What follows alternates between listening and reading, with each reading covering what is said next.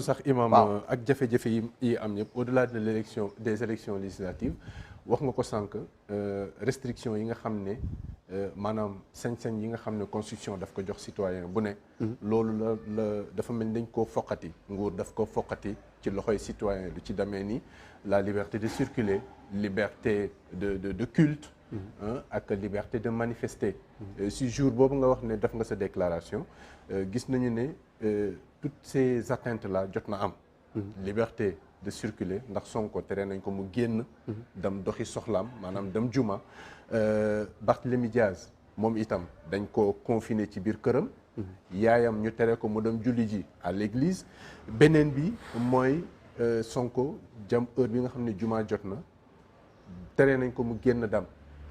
loolu aussi jàngat bi ma ci njëkk a def mooy ñaawlu ko man en tant que nitu diine. bu fekkee ne sax Sonko bu génnee. non xam nga dama bëgg rek ñu ñëw mbir yi mën na dégénérer. ñun ci colonisation jaar nañ ci. jaar nañ ci traite négrière jaar ci colonisation esclavage. même colon yi bi ñu fi nekkee dañ daan bàyyi nit ñi julli ci. Cheikh Ahmadou Bamba Khadimu Rasoul nekkoon na résidence surveillée mais mosuñu ko tere julli. contexte bi est-ce que laaj non dama la bëgg a indil histoire. pour ñu xam réew mi la fi mu jaar.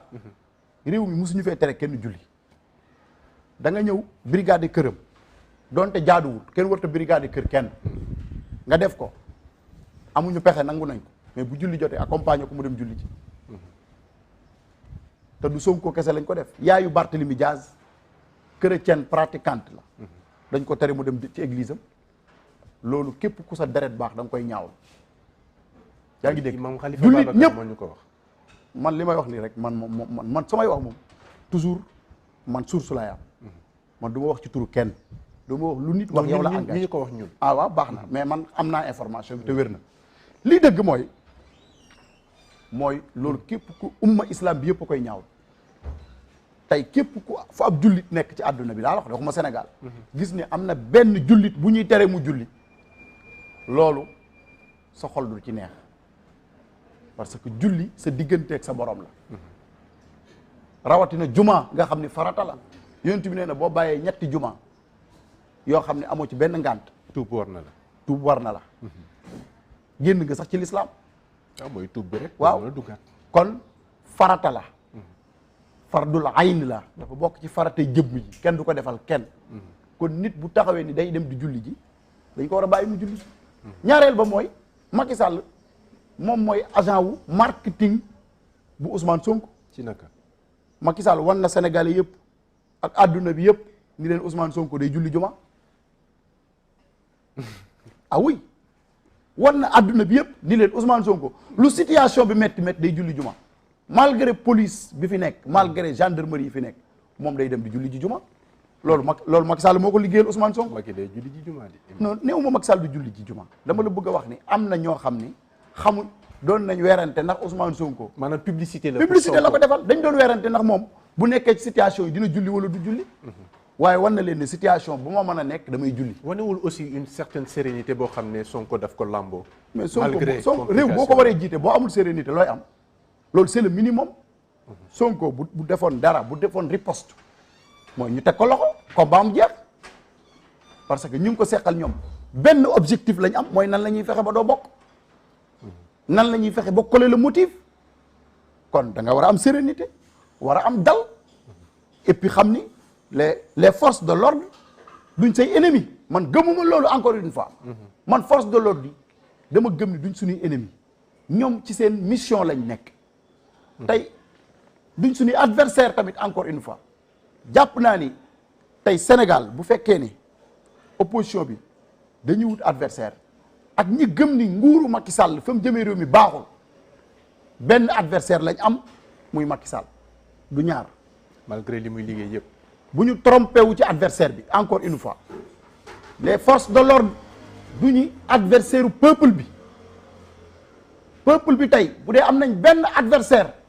kenn la il s'appelle Macky Sall parce que moom lañ faloon mu diggoon ñu rupture mu diggoon ñu bonne gouvernance mu diggoon ñu démocratie bu yokk te loolu amul tey ci réew yaa ngi dégg parce que lii créer guerre civile ci réew mooy ñu dem ba haine am entre civils yi ak force de l'ordre yi yaa ngi dégg te loolu warut a am malgré dérive yi am ni ba ci diggante civil yi sax ak wàllu waaso yeeg waaw nga xam dañ non loolu du jàll fi affaire waaso du jàll ci réew mi loolu wax naa ko te gëm naa ni du jàll débat boobu kenn ñëwewu ko fee yëkkateeti ñu ngi wax ci entre force de l'ordre yi ak peuple bi malgré li ñuy def man rafetluwuma ko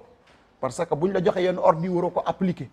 waaye buñ jàpp haine suñu diggante ak ñoom parce que li jur guerre civile loolu la mooy ba kenn ku ne ber sa armée bopp Sénégal benn armée moo fi am armée nationale la tudd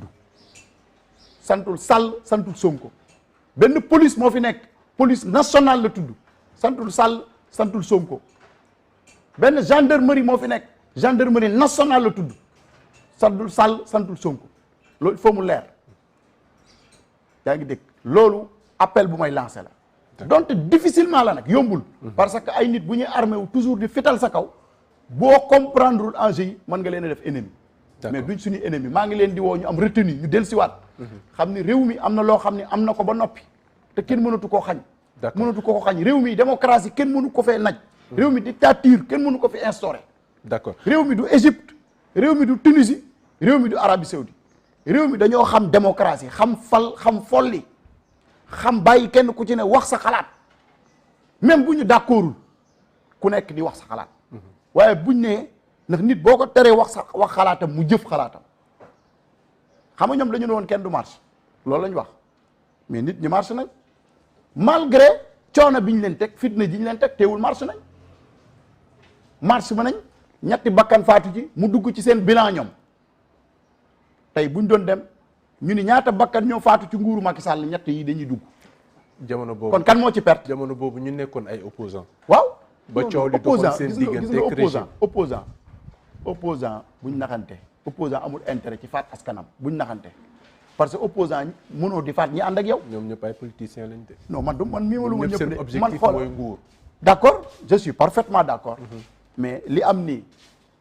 yow xam nga ni opposant boo déggoo discours yi mais tey ji déglu nga discours Ousmane Sonko au moins que mu génn ñaawlu ko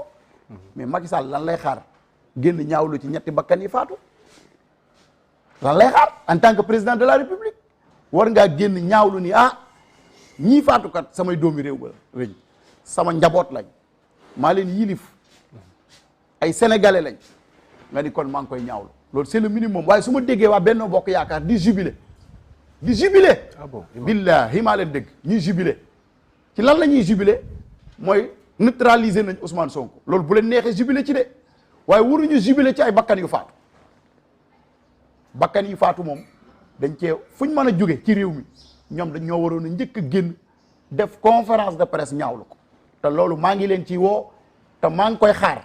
mais jigéen ñi Benno Bokk Yaakaar ñaawlu nañu ko de. waaye ñaawlu conférence de presse ñaaw loolu du ñaawlu ki ko waroon a njëkk ñaawlu ki ko war a njëkk a ñaawlu officiellement mooy le président de la République le porte-parole du gouvernement yaa ngi dégg ñooñu ñoom lañ dénk réew mi ñooñu ñoom lañ faloon Abdou Khadre gis nga gémmiñ bu waxul dëgg wax fen te jullit du fen parce que yonent bi dañ ko ni ndax jullit dina njaaloo mu ni bu ko yàlla nattoo mën na koo def parce que bàkkaar la doonte njaaloo baaxul ñu ni ko ndax jullit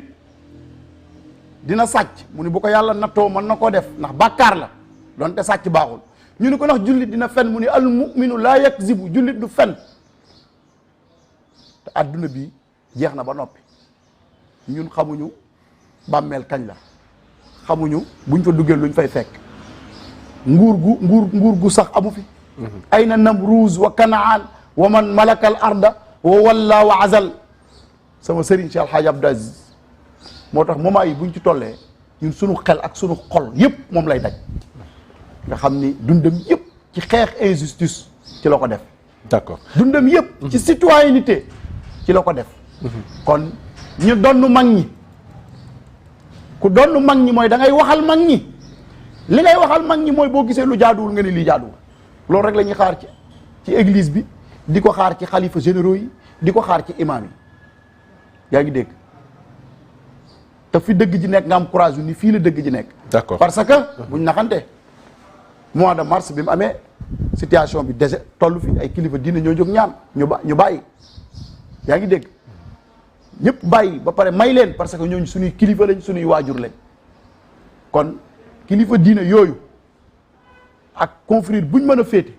war nañoo jógaat tey wax ni nañ arrêté boom gi ñuy boom doomu Sénégal yi. d'accord alors imam ci noonu dañuy dugg ci arrestation yi nga xam ne jot na am bu ñu fàttalikoo ci 2011 njiitu réew mi Macky Sall jotoon na def benn déclaration appeler l'armée la police la gendarmerie et cetera ñu féete ci côté askan wi gannaaw jàppoon na ne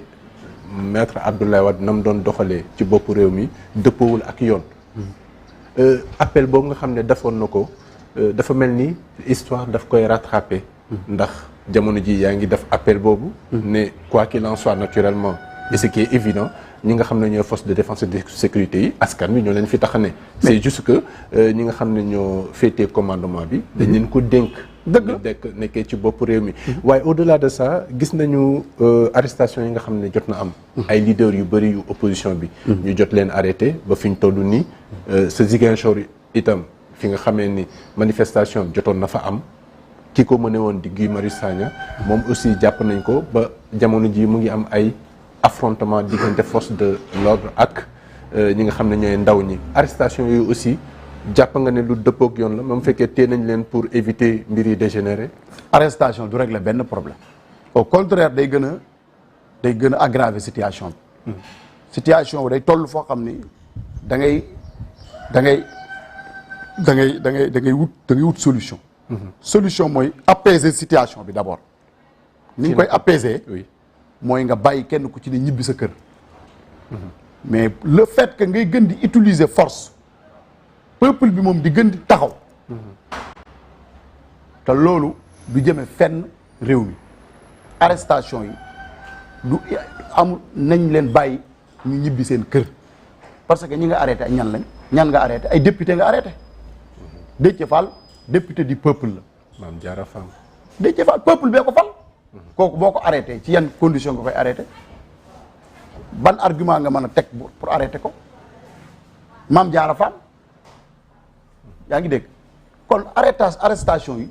waxuma sax leader yi doomu jàmbur yi nga xam ne kenn xamu leen dañ nekk ay sénégalais de lambda rek dañ arrêté leen dañ leen a war a bàyyi ñu ñibbi seen kër pour apaiser situation bi parce que looy gën di arrêté di gën di utiliser force situation bi di gën a tendu te situation bi lu mu gën di tendu ci yow mu yor nguur gi ci yow lay gën a métti